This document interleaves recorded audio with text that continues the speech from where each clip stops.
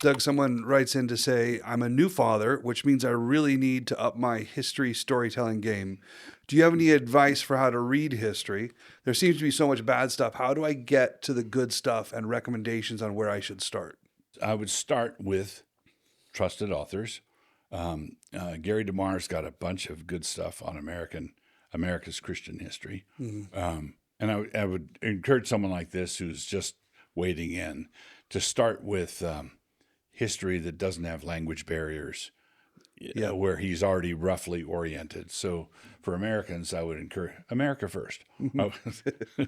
I would start with colonial history, history of the war for independence. I've written some on that. George Grant has done good work on America's Christian history. Gary DeMar, as I said, M.E. Bradford, two initials, M.E. Bradford, has a book called Remembering Who We Are. And if you and you start with these sorts of books, you can then chase the footnotes, Yeah. right? And say, okay, that looks interesting. That looks interesting. So just simply step into that world, and start reading with those authors. And then there's a there's a Supreme Court case in 1892 called Holy Trinity versus the United States of America, which is a gloriously named Supreme Court case. You can find that Supreme Court decision online, and I encourage you to read it, because there was a church in New York called Holy Trinity that called a British minister to be their minister, and they paid for his passage over, which happened to be against the law, because Congress had passed a law that they didn't want big companies to import a bunch of foreign workmen, pay their passage over, have them work on the project, and then release them into the country. Okay. So that's what the law was for. And so some zealous prosecutor went after a church for bringing one minister over. The case went all the way to the Supreme Court, and Justice Brewer, who's the Chief Justice, wrote the decision, and he resolved the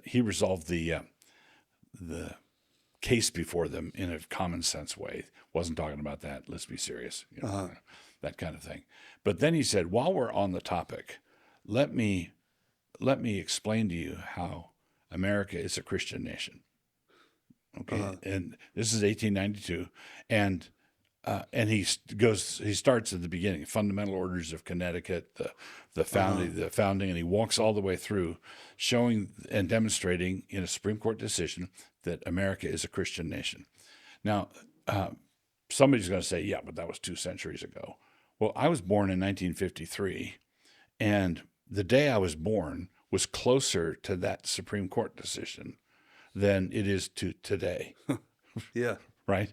It was, in other words, it wasn't that long ago. And Justice Brewer, there's a book that Brewer wrote on the Christian history of the United States. I'm sorry, I don't remember.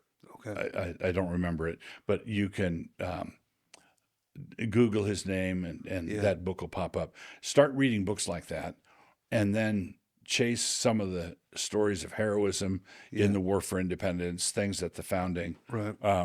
And then one thing will lead to another.